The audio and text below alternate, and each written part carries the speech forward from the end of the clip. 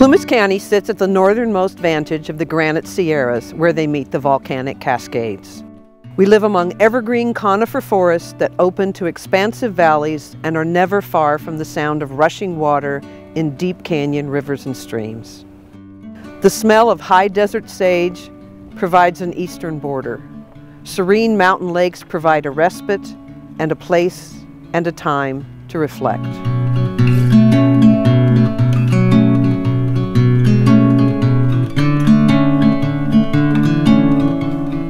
Fall is colored bold and brilliant. Snow falls silent on moonlit nights. Spring blossoms with the promise of new life. Our geography and the nature that surrounds us influence us. Artistry fueled by passion and an abiding sense of place. This is the essence of Plumas Artisan Made.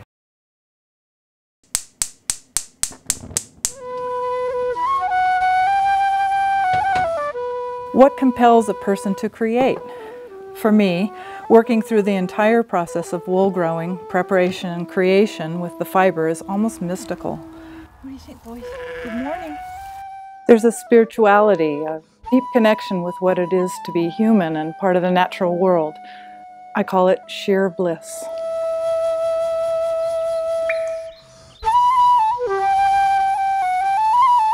Working with natural materials, I am more attuned now to the natural rhythms of the seasons.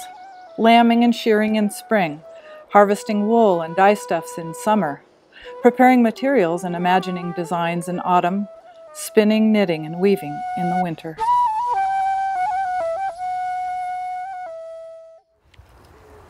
The seed of my dream to raise my own sheep, to do the whole process from scratch, sprouted maybe 15 years ago. Then, I had no idea there were hundreds of sheep breeds, but at a public shearing day I fell in love with Jacobs, a heritage breed unaltered for thousands of years. I think of the sheep as my partners. I take care of their needs for food and safety and attention. They in turn take care of the land and gift me their wool. My involvement with sheep and spinning has fostered a new relationship for me with both the land and the local community.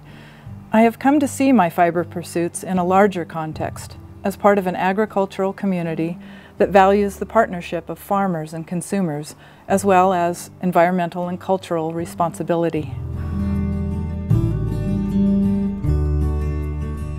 Every decision made in the creation of natural textiles affects the soil and water, the plants and animals who produce the fiber, and our bodies. So I feed my sheep organic hay and pasture, wash the wool in our untreated well water, and hand process the wool through all the steps. I have an intimate knowledge of my medium, wool, as I've raised the sheep and I know exactly who I am working with. I do not mix my wool as they do in the commercial world, but work with individuals. Each skein of yarn is labeled with a picture of the actual sheep it came from. I'm not sure exactly how I came to find spinning essential to my well-being, but my respect for and awe of the unique properties of wool and of the craft of spinning was launched by a class 40 years ago, where I learned to spin on a hand spindle, the ancient tool of spinning.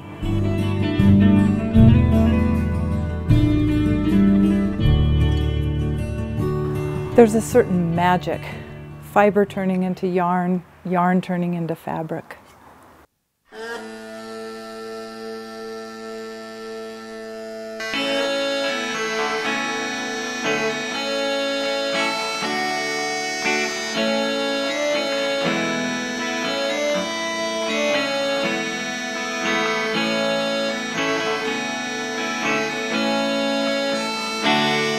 Each tool used in the process of preparing wool for spinning or felting allows me to work intimately with the fiber so I will know how to use it.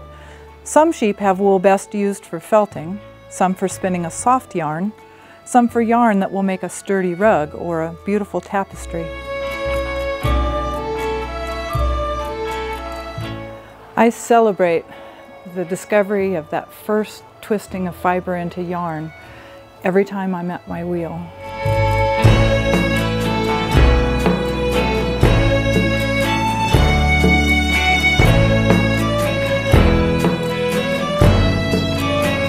draw deep satisfaction from being a small part of a long and intriguing tradition of spinners.